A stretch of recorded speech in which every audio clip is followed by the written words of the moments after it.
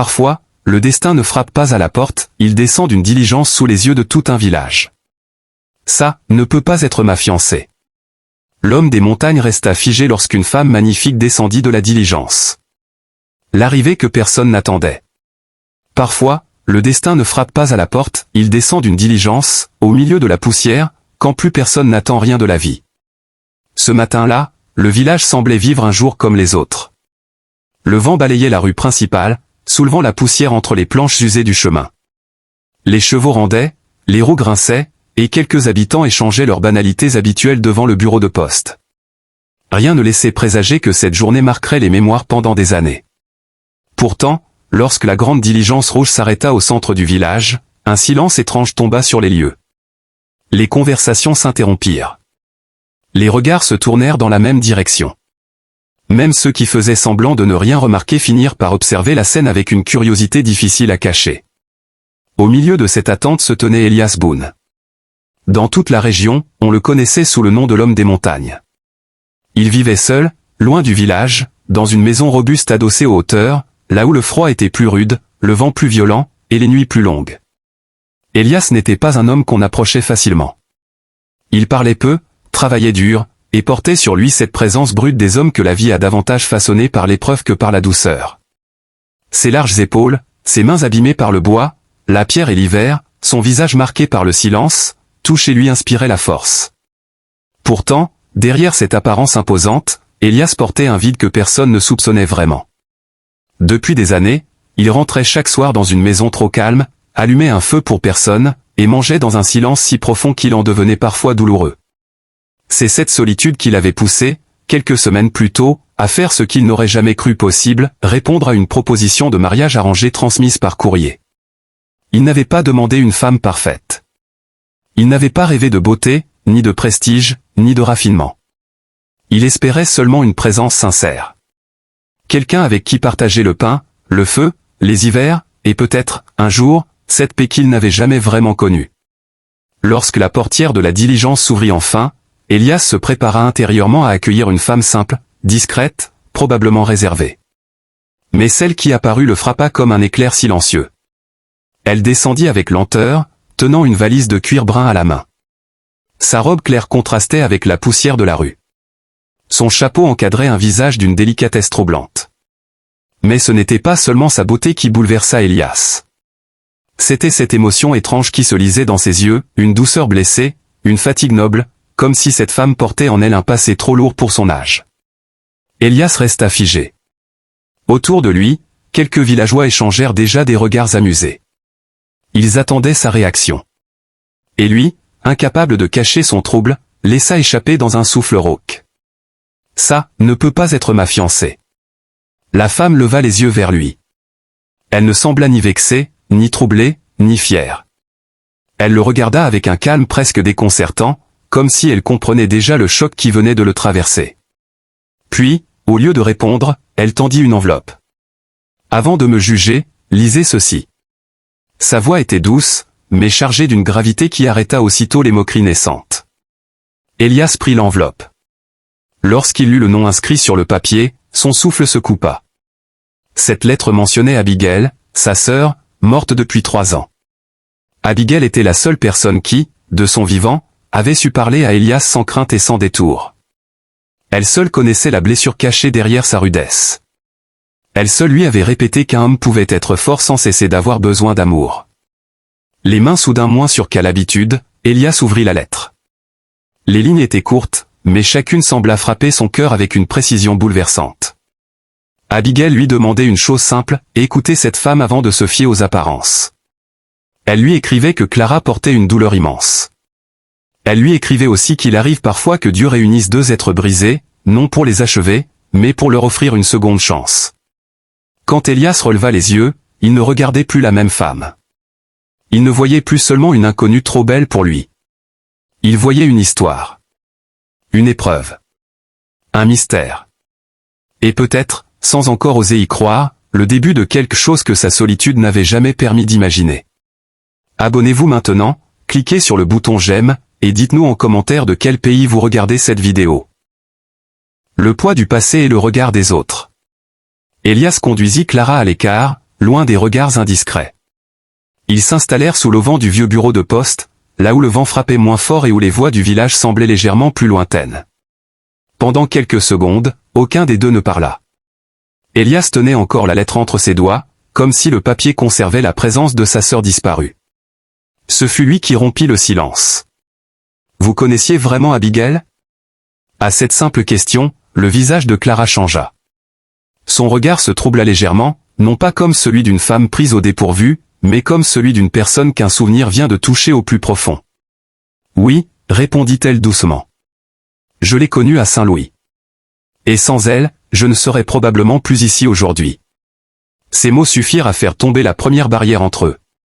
Clara raconta alors ce qu'elle n'avait confié à presque personne.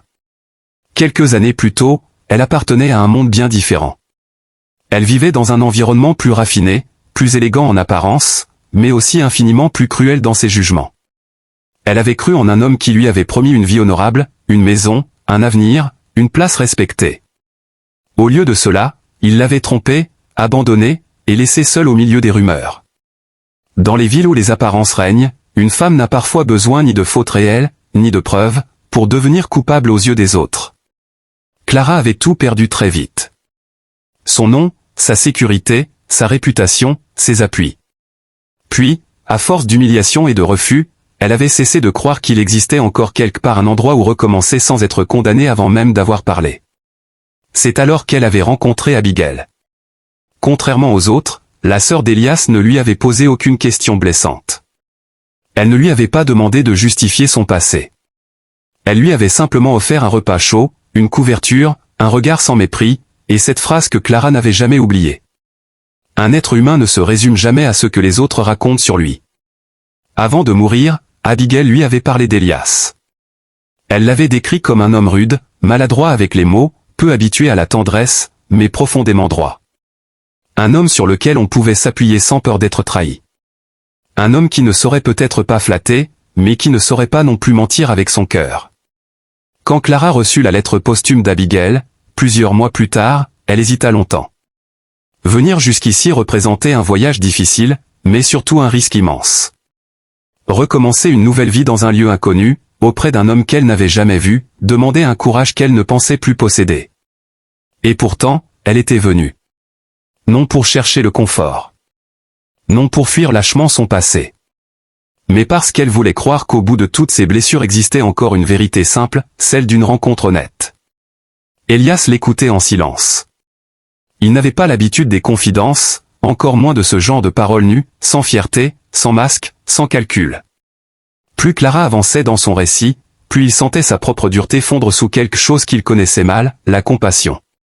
Mais au village, la compassion n'était pas toujours la vertu la mieux partagée. Dès l'après-midi, alors qu'Elias ramenait Clara chez lui, les rumeurs avaient déjà commencé à circuler. Dans un si petit endroit, une inconnue n'arrivait jamais seule. Elle arrivait toujours accompagnée d'hypothèses, de soupçons, et de jugements. Le lendemain, 3 femmes du village vinrent lui rendre visite sous prétexte de lui souhaiter la bienvenue. Leur sourire était poli, leurs mots mesurés, mais leurs yeux fouillaient tout, les meubles, la robe de Clara, sa valise, sa manière de parler, sa manière de se tenir. Tout semblait pour elle matière à interprétation. Quand elles repartirent, Clara resta immobile près de la fenêtre, les mains jointes, le regard perdu au loin. « Je connais ce regard », murmura-t-elle. Ce sont les mêmes regards que partout ailleurs. Ceux qui décident d'abord et comprennent jamais. Elias se tint derrière elle sans trouver tout de suite les mots. Puis, dans sa manière simple et droite d'exister, il posa doucement sa veste sur ses épaules et dit « Ici, personne ne décidera à votre place de ce que vous valez. » Clara baissa les yeux. Ce n'était pas une grande déclaration. Ce n'était pas une promesse brillante. Mais c'était peut-être plus forte encore, une parole sobre, solide, sans mise en scène. La parole d'un homme qui ne parlait pas souvent, mais dont chaque phrase semblait avoir le poids d'un engagement. Ce soir-là, Clara comprit qu'Elias n'était pas seulement un refuge possible. Il était peut-être ce genre d'âme rare devant laquelle on n'a plus envie de fuir. Abonnez-vous maintenant, cliquez sur le bouton j'aime, et dites-nous en commentaire de quel pays vous regardez cette vidéo. 2 cœurs blessés apprennent à se reconnaître. Les jours passèrent, lents et silencieux, comme savent l'être les jours dans les montagnes. Chez Elias, le temps n'avait pas la nervosité du village. Il suivait le rythme du feu qu'on allume, du bois qu'on fend, du café qu'on prépare, des animaux qu'on nourrit et du soir qui tombe derrière les pins. Au début, Clara et Elias vivaient côte à côte avec prudence. Ils se parlaient avec respect, presque avec retenue, comme deux êtres qui sentent qu'un lien est possible mais qui savent aussi combien une confiance mal placée peut faire mal. Pourtant, quelque chose changeait doucement. Le matin, Clara ouvrait les volets pendant qu'Elias allait chercher de l'eau. La lumière entrait dans la maison avec une douceur nouvelle. Ce lieu autrefois fonctionnel, presque austère, commençait à respirer autrement. Une nappe apparaissait sur la table. Quelques fleurs sauvages séchaient dans un petit pot. Une chaise changeait de place. Une fenêtre restait plus souvent ouverte. Rien d'extraordinaire, et pourtant tout semblait déjà différent. Elias, lui, observait sans le dire. Il ne savait pas complimenter. Il ne savait pas trouver les mots gracieux. Mais il voyait. Il remarquait que la maison n'était plus seulement un abri contre le froid. Elle devenait peu à peu un lieu vivant. Le soir, Clara lisait parfois quelques pages à haute voix près du feu. Elias l'écoutait en réparant un outil, en tressant une corde ou en taillant un morceau de bois. Il ne comprenait pas toujours pourquoi entendre cette voix douce suffisait à apaiser quelque chose en lui. Mais il sentait que, depuis son arrivée, le silence n'avait plus le même goût. De son côté, Clara commençait à découvrir un homme très différent de celui que le village décrivait. Derrière la carrure impressionnante et les traits sévères, Elias portait une pudeur presque enfantine.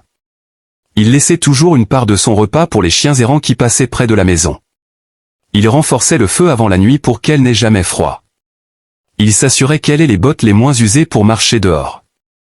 Il ne faisait pas de grands gestes d'affection, mais chaque détail de son comportement révélait une attention discrète, constante, profondément sincère. Peu à peu, Clara se surprit à attendre ses pas devant la porte lorsqu'il rentrait du travail. Elias, lui, se surprit à écourter certaines journées pour revenir plus tôt. Aucun des deux ne donnait encore un nom à ce qui naissait. Peut-être parce que les sentiments les plus vrais arrivent rarement en fanfare. Ils s'installent d'abord dans les détails. Dans les habitudes. Dans la confiance silencieuse. Mais on ne construit pas l'avenir sans que le passé essaie parfois de revenir frapper. Un soir, alors que le ciel se teintait de rouge derrière les crêtes, Clara fit un cauchemar si violent qu'elle se réveilla en larmes. Elle avait essayé d'étouffer ses sanglots pour ne pas déranger Elias, mais il les entendit. Lorsqu'il entra doucement dans la pièce, Clara était assise sur le bord du lit, tremblante, le regard perdu. Elle voulut d'abord dire que ce n'était rien. Une simple mauvaise nuit. Une faiblesse passagère. Mais Elias, au lieu de poser des questions, s'assit à distance raisonnable, comme un homme qui respecte la douleur de l'autre même lorsqu'il ne la comprend pas entièrement. Après un long silence, Clara parla. Elle lui confia les humiliations, la peur, la honte, la manière dont certaines paroles finissent par s'incruster dans l'âme. Elle lui avoua qu'il lui arrivait encore de croire, certains soirs, qu'elle ne méritait pas vraiment une seconde chance. Que parfois, malgré tous ses efforts, elle entendait encore dans sa mémoire les voix de ceux qui avaient voulu la réduire à ses blessures. Elias serra les mâchoires. Non par colère contre elle, mais par colère contre le mal qu'on lui avait fait. Puis, avec cette franchise désarmante qui le caractérisait, il répondit. Les gens qui détruisent une personne et l'appellent ensuite faible n'ont jamais su ce qu'était la dignité. Vous, Clara, vous êtes encore debout. Et rien que pour cela, vous valez plus que tous. Ces mots entrèrent en elle avec une force que Clara n'avait pas prévue. Parce qu'ils n'étaient ni embellis, ni poétiques, ni calculés. Ils étaient vrais. Et parfois, la vérité dite simplement guérit plus qu'un long discours. Quelques jours plus tard, ce fut au tour d'Elias de laisser tomber une part de sa propre muraille. Ils étaient assis dehors, à la tombée du soir, lorsque Clara lui demanda doucement pourquoi il vivait si loin des autres. Elias garda longtemps le silence. Puis il parla d'Abigail. De sa mort. Du vide laissé par son absence. De cette impression, après l'avoir perdue, que plus rien au village n'avait réellement de sens. Il expliqua aussi qu'il avait fini par préférer la rudesse de la montagne à la compagnie des hommes, parce que les arbres demandent moins d'efforts que les conversations, et que le silence juge moins que les regards. Clara ne répondit pas tout de suite. Elle se contenta d'écouter avec cette attention rare qui ne coupe pas, ne corrige pas, ne minimise pas. Pour la première fois depuis des années, Elias se sentit entendu. C'est ce soir-là que leurs deux blessures commencèrent vraiment à se reconnaître. Non plus comme des fardeaux honteux, mais comme des passages douloureux qui leur avaient appris une même chose, la vraie force n'est pas de ne jamais tomber. La vraie force est de continuer à tendre la main malgré tout. Leur lien devint alors plus profond. Pas plus rapide. Pas plus spectaculaire. Mais plus vrai. Et c'est précisément à ce moment-là que le monde extérieur décida de les mettre à l'épreuve. Abonnez-vous maintenant, cliquez sur le bouton j'aime, et dites-nous en commentaire de quel pays vous regardez cette vidéo. Le village avait changé de visage sans jamais vraiment changer de cœur. En apparence, tout semblait calme. Les rues étaient les mêmes, les façades de bois grinçaient sous le vent, les chevaux passaient encore lentement devant les commerces, et les habitants continuaient leurs gestes ordinaires comme si rien d'important ne s'était produit. Mais derrière les salutations polies et les regards furtifs, quelque chose s'était mis à bouger. Depuis l'arrivée de Clara, un trouble discret s'était installé dans les esprits. Sa présence dérangeait ceux qui vivaient de certitudes trop faciles. Sa douceur irritait ceux qui ne savaient reconnaître la valeur que lorsqu'elle était bruyante. Sa retenue inquiétait ceux qui auraient préféré la voir se justifier, s'excuser, ou s'effondrer. Et plus les jours passaient, plus certaines langues devenaient cruelles. Au début, Clara avait essayé de ne rien montrer. Elle souriait avec modestie. Elle baissait légèrement les yeux quand les regards devenaient trop lourds. Elle répondait avec respect, même aux paroles les plus sèches. Elle se disait qu'avec le temps, les choses s'apaiseraient. Elle voulait croire qu'un nouveau lieu pouvait offrir une nouvelle chance. Elle voulait croire qu'il existait des terres où le passé cessait enfin de poursuivre les vivants. Mais certains villages ressemblent à des tribunaux silencieux. On y condamne sans preuve. On y invente sans honte. On y blesse avec élégance. Et l'on appelle cela prudence. Ce matin-là, Clara s'était rendue seule au marché. Le soleil était doux, presque trompeur. L'air portait cette clarté paisible qui donne à l'âme l'envie naïve d'espérer. Elle avait pris un panier en osier, noué un châle léger sur ses épaules, et s'était dit que cette journée serait simple. Quelques légumes. Un peu de farine. Du café. Rien de plus. Rien de dangereux. Rien qui puisse réveiller les ombres. Pourtant, à peine arrivée sur la place, elle sentit cette vieille sensation revenir. Ce frisson discret qui précède les blessures invisibles. Des conversations s'interrompirent quand elle passa. Des femmes échangèrent des regards. Un homme détourna la tête avec un sourire qu'il crut discret. Un autre murmura quelque chose à voix basse, assez bas pour nier ensuite, assez fort pour atteindre sa cible. Clara continua d'avancer. Son pas resta digne.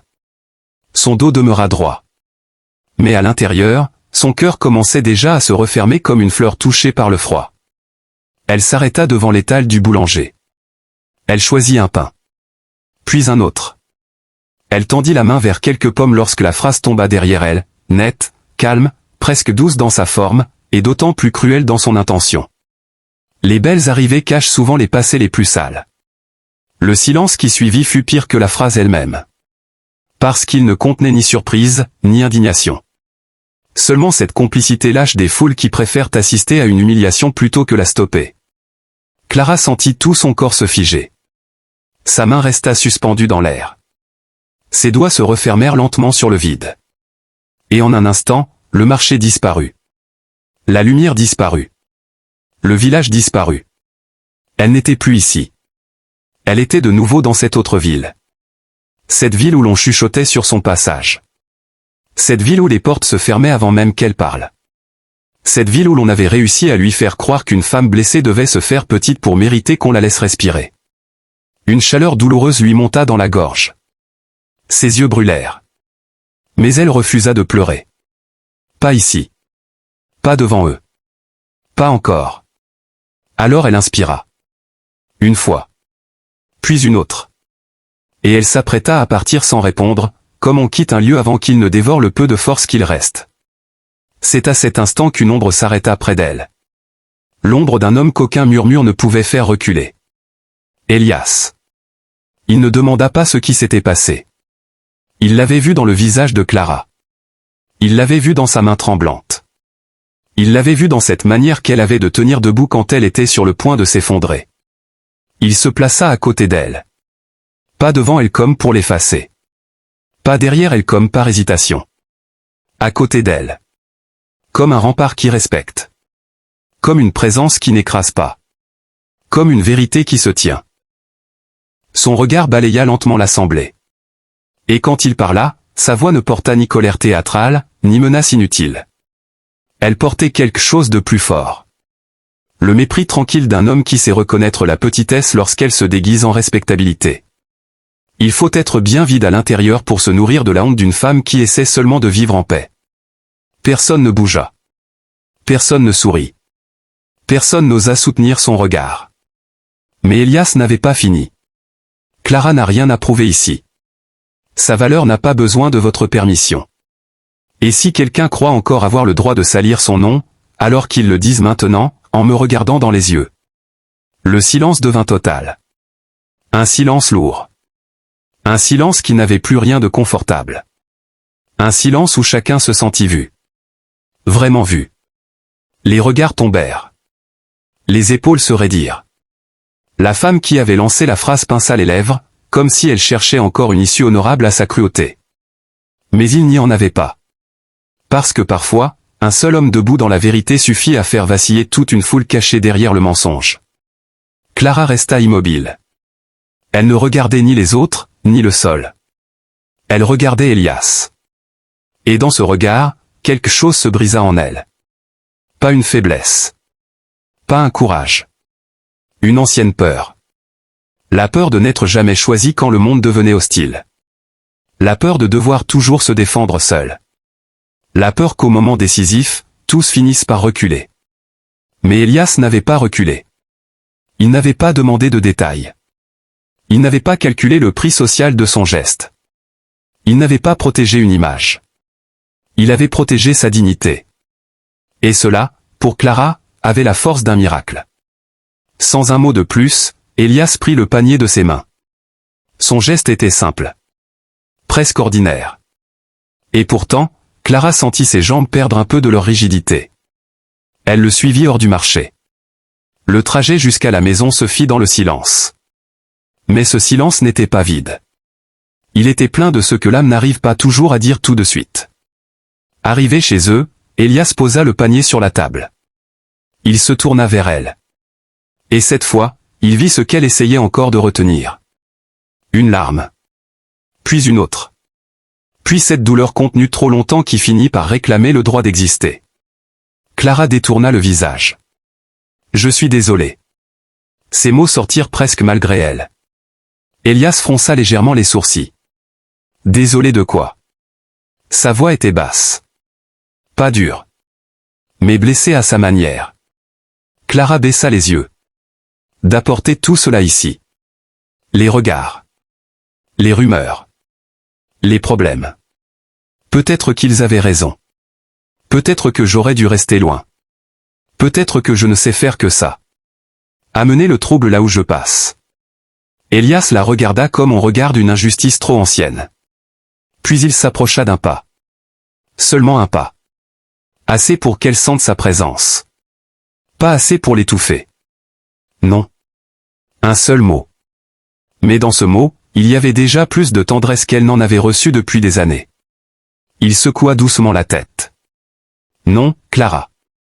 Vous n'apportez pas le trouble. Vous révélez seulement ce qu'il y avait déjà dans le cœur des autres. La cruauté n'a pas attendu votre arrivée pour exister ici. Vous n'en êtes pas la cause. Vous en êtes le miroir. Elle releva lentement les yeux. Ses larmes continuaient de couler, mais quelque chose dans son regard changeait déjà. Comme si une petite lumière essayait de revenir. Elias poursuivit. Écoutez-moi bien. Vous n'êtes pas les mensonges qu'on a accrochés à votre nom. Vous n'êtes pas les fautes des autres. Vous n'êtes pas les regards qui vous ont blessé. Vous n'êtes pas la honte qu'on a essayé de vous imposer. Vous êtes la femme qui a traversé tout cela et qui se tient encore debout. Vous êtes la femme qui a continué à parler doucement sans devenir dure. Vous êtes la femme qui est entrée dans cette maison sans rien réclamer et qui y a ramené de la lumière. Vous êtes la femme que ma sœur respectait. Et vous êtes la femme que moi, aujourd'hui, je choisis de défendre sans hésiter. À ces mots, Clara porta une main à sa bouche. Son souffle vacilla.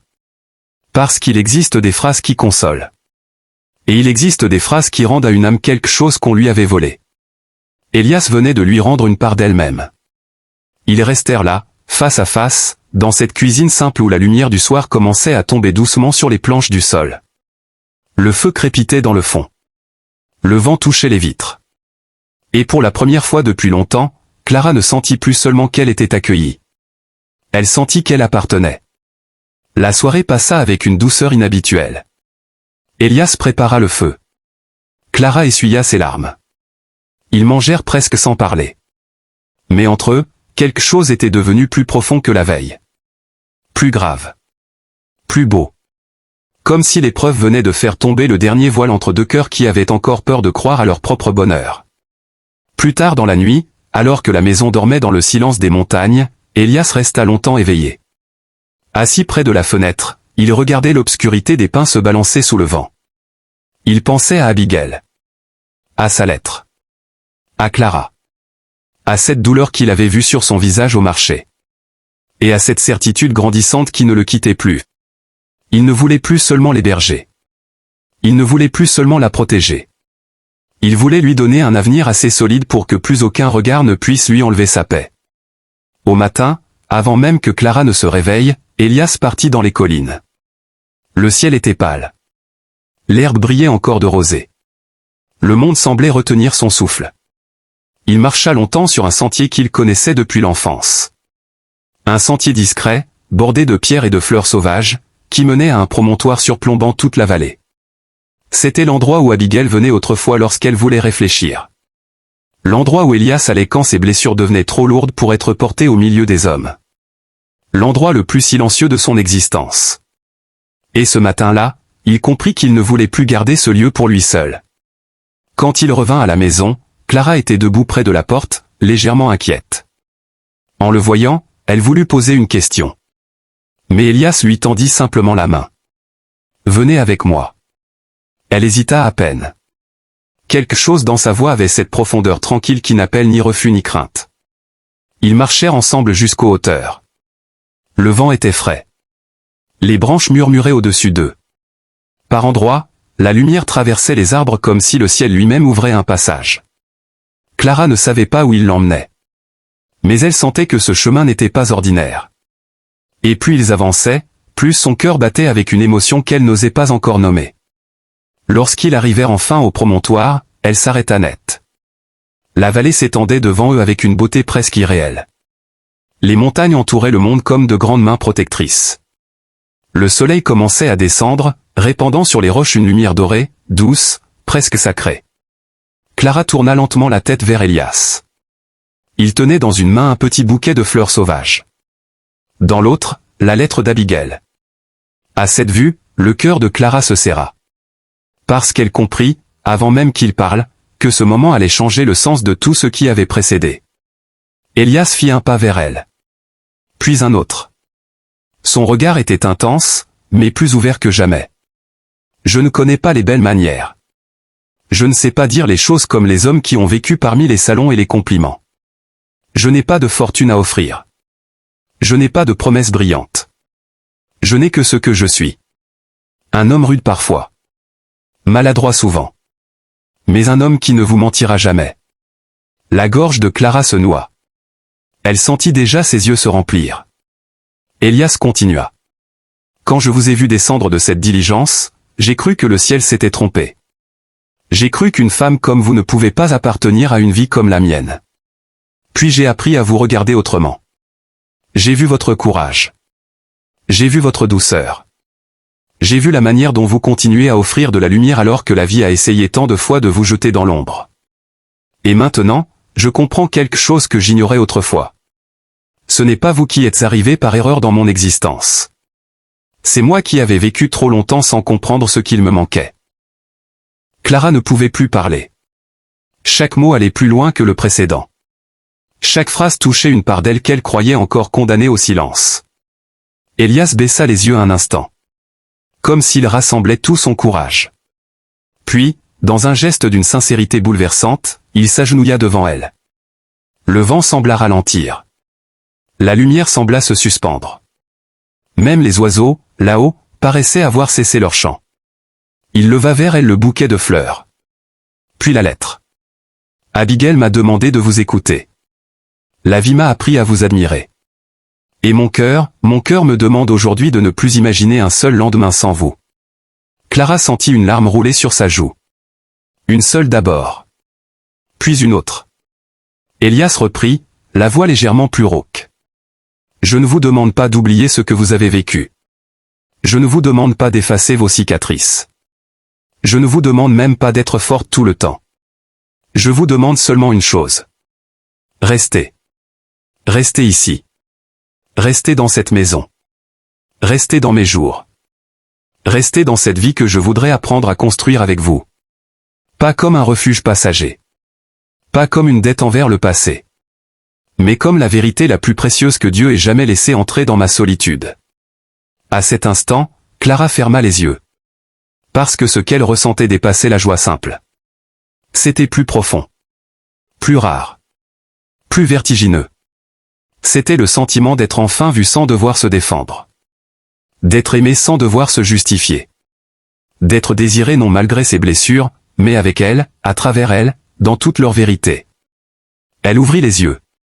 Regarda l'homme agenouillé devant elle. Cet homme que le village appelait rude. Cet homme que la montagne avait rendu fort. Cet homme que la douleur avait rendu vrai. Alors elle s'approcha. Très lentement. Comme on s'approche d'une promesse qu'on a longtemps cru impossible. Elle prit le bouquet entre ses mains tremblantes. Puis serra doucement la lettre d'Abigail contre son cœur. Quand elle parla enfin, sa voix semblait venir de très loin et de très profond à la fois. Je ne suis pas venu ici pour être sauvé. Je suis venu ici parce qu'une petite part de moi espérait encore qu'il existe quelque part un homme capable de regarder mon âme avant mon passé. Elle sourit à travers ses larmes. Et maintenant que je vous ai trouvé, je sais pourquoi j'ai survécu à tout le reste. Le souffle d'Elias vacilla. Clara fit encore un pas vers lui. Oui. Je reste. Je reste avec vos silences. Je reste avec votre maison. Je reste avec vos montagnes. Je reste avec votre vérité. Je reste avec votre cœur. Et s'il faut encore traverser des saisons dures, des regards cruels, ou des jours de doute, alors je les traverserai avec vous. Parce que pour la première fois de ma vie, je ne me sens plus simplement toléré. Je me sens choisi. Ces derniers mots achevèrent de bouleverser Elias. Il se releva lentement. Et dans la lumière dorée du soir, ils se tinrent l'un devant l'autre avec cette émotion immense des âmes qui comprennent que tout leur passé les a conduites à cet instant précis. Puis Clara tendit doucement la main vers le visage d'Elias. Et dans un geste plein de tendresse, elle effleura sa joue comme pour remercier la vie d'avoir encore gardé quelque chose de beau après tant de douleur. Alors Elias la prit dans ses bras. Sans précipitation. Sans triomphe. Avec cette délicatesse inattendue des hommes qui aiment profondément. Et là, au sommet de ce lieu chargé de mémoire, tandis que le vent passait entre les herbes hautes et que le ciel se teignait d'or et de cuivre, deux êtres blessés comprirent enfin qu'ils n'étaient pas arrivés au bout de leur histoire. Ils venaient seulement d'ouvrir la plus belle partie. Le temps passa, mais certaines scènes ne quittèrent jamais la mémoire du village. On se souvenait encore de cette diligence arrêtée dans la poussière. On se souvenait encore du silence qui avait suivi l'arrivée de Clara. On se souvenait encore du regard d'Elias, de sa stupeur, de sa méfiance, puis de cette lente transformation qu'aucun homme du village n'aurait su expliquer avec des mots. Car au fond, ce n'était pas seulement l'histoire d'une femme descendue d'une voiture de voyage. Ce n'était pas seulement l'histoire d'un homme solitaire vivant au bord des montagnes. C'était l'histoire de deux êtres que la vie avait abîmés différemment, mais que la douleur avait préparés à se reconnaître. Avant Clara, Elias survivait plus qu'il ne vivait. Ses journées étaient solides, utiles, disciplinées. Il travaillait. Il construisait. Il réparait. Il avançait. Mais son âme, elle, était restée enfermée dans un hiver que personne ne voyait. Il avait appris à supporter le silence, à porter le poids de ses souvenirs, à se convaincre qu'un homme pouvait finir son existence sans chaleur véritable, tant qu'il gardait sa dignité et sa force. Et puis Clara était arrivée. Pas comme un rêve parfait. Pas comme une promesse facile. Pas comme une lumière sans ombre. Elle était arrivée avec ses blessures, ses peurs, ses silences, ses cicatrices invisibles, et ce regard que seuls portent ceux qui ont dû se reconstruire alors qu'ils n'avaient plus rien. Et c'est peut-être cela qui rendit leur histoire si bouleversante. Ils ne s'étaient pas choisis parce qu'ils étaient indemnes. Ils ne s'étaient pas aimés parce qu'ils étaient idéaux.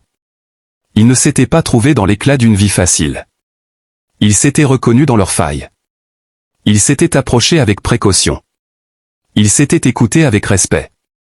Ils s'étaient offerts, morceau par morceau, cette chose devenue rare dans le monde, une vérité sans masque. Clara, de son côté, avait cru longtemps que certaines blessures empêchaient d'être encore aimée pleinement. Elle avait connu les jugements trop rapides, les promesses mensongères, les regards qui salissent, les silences qui excluent, et cette fatigue profonde qui finit par convaincre une âme qu'elle doit demander pardon pour simplement exister. Elle avait appris à se tenir droite même quand tout en elle voulait disparaître. Elle avait appris à sourire doucement même lorsque ses souvenirs la poursuivaient. Elle avait appris à continuer sans certitude, sans garantie, sans bras sûrs pour la retenir. Mais auprès d'Elias, quelque chose d'impossible s'était produit. Pour la première fois, elle n'avait pas eu besoin d'embellir son passé, ni de le cacher, ni de l'excuser. Pour la première fois, un homme n'avait pas essayé de l'aimer à condition qu'elle devienne plus simple, plus discrète, plus légère à porter. Il l'avait regardée tout entière. Avec ses ombres. Avec ses douleurs. Avec sa dignité intacte au milieu des ruines. Et il avait dit oui à cette vérité. C'est cela, peut-être, que beaucoup d'habitants finirent par comprendre trop tard. Elias n'avait pas seulement accueilli une femme chez lui. Clara n'avait pas seulement accepté une demande venue d'un homme solitaire. En réalité, ils avaient accompli quelque chose de bien plus rare. Ils avaient refusé que le monde décide à leur place de la valeur d'une âme. Ils avaient refusé de laisser les rumeurs devenir une vérité. Ils avaient refusé de croire qu'un être blessé est condamné à n'être aimé qu'à moitié. Et dans cette résistance silencieuse, ils étaient devenus plus forts que tous ceux qui les avaient jugés. Leur maison changea lentement avec les saisons. Le bois, les murs, les fenêtres, le feu, tout semblait respirer autrement. Là où régnait autrefois une solitude lourde, il y eut bientôt des gestes simples qui valent davantage que les grandes promesses. Une tasse posée avant même que l'autre la demande. Un manteau préparé avant le froid. Un silence partagé qui ne pèse plus. Une main qui trouve l'autre sans avoir besoin de parler. Un regard qui comprend avant les mots. Ce sont souvent ces petites choses qui prouvent qu'un amour est vrai. Pas le bruit. Pas l'apparence. Pas les grandes déclarations faites pour être vues. Mais cette tendresse discrète qui s'installe dans les habitudes et transforme peu à peu toute une existence. Le village, lui aussi, finit par changer. Pas tout entier. Pas parfaitement. Il y a toujours des cœurs trop secs pour reconnaître la beauté quand elle ne leur appartient pas. Mais certains regards devinrent moins durs. Certaines voix se turent. Certaines consciences furent troublées. Car il devenait impossible de nier ce qui se construisait sous leurs yeux. Clara n'était pas venue détruire un ordre. Elle était venue rendre la maison d'Elias vivante. Elias n'avait pas été aveuglé par une apparence. Il avait vu, avec une lucidité que peu possédaient, la noblesse cachée dans une femme que le monde avait trop vite réduite à ses blessures. Et plus les mois passaient, plus leur présence ensemble devenait une réponse silencieuse à toutes les cruautés anciennes. Oui, un cœur abîmé peut encore aimer. Oui, une femme jugée peut encore être honorée. Oui, un homme rude peut porter en lui une tendresse immense. Oui, deux vies brisées peuvent devenir un foyer. C'est peut-être cela, la plus grande vérité de leur histoire. L'amour n'est pas toujours cette évidence brillante que l'on célèbre de loin. Parfois, il arrive sous une forme plus humble. Il arrive fatigué. Il arrive méfiant. Il arrive marqué. Il arrive après les pertes, après les humiliations, après les nuits sans réponse. Il arrive quand on ne l'attend presque plus.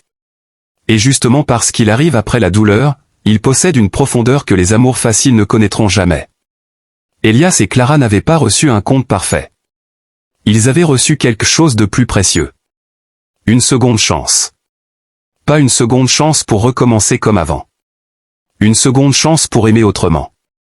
Avec plus de vérité. Avec plus de patience.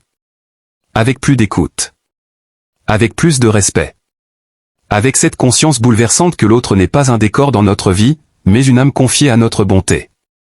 Et si cette histoire laisse une trace, ce n'est pas seulement parce qu'elle est belle. C'est parce qu'elle rappelle quelque chose que beaucoup oublient. Les êtres les plus doux ne sont pas toujours ceux qui ont été épargnés. Souvent, ce sont ceux qui ont souffert sans devenir cruels. Les êtres les plus solides ne sont pas toujours ceux qui n'ont jamais pleuré. Souvent, ce sont ceux qui ont continué à aimer malgré tout. Les rencontres les plus vraies ne sont pas toujours celles qui commencent dans l'évidence. Souvent, ce sont celles qui naissent dans l'incompréhension, avancent dans la confiance, et finissent par devenir plus fortes que tout ce qui voulait les empêcher d'exister. Alors, si un jour la vie place sur votre chemin une âme blessée, ne regardez pas d'abord ses cicatrices. Demandez-vous plutôt combien de courage il lui a fallu pour rester tendre. Et si un jour vous êtes vous-même cette âme marquée, n'oubliez jamais ceci. Votre douleur ne diminue pas votre valeur. Votre passé n'épuise pas votre vérité. Ce que d'autres ont essayé de briser en vous n'a pas le dernier mot. Parce qu'il existe encore, quelque part, des regards capables de voir plus loin que vos ruines. Il existe encore des cœurs capables de vous choisir entièrement. Il existe encore des amours assez vrais pour ne pas reculer devant ce qui a été blessé. Et parfois, contre toute attente, ce grand miracle n'arrive ni dans les palais, ni dans les lieux parfaits. Il arrive au milieu de la poussière. Dans un village qui doute. Devant une diligence arrêtée. Dans la poitrine fermée d'un homme qui croyait ne plus rien attendre. Dans le courage silencieux d'une femme qui avait presque oublié qu'elle méritait encore d'être aimée. Puis il grandit. Il résiste. Il guérit.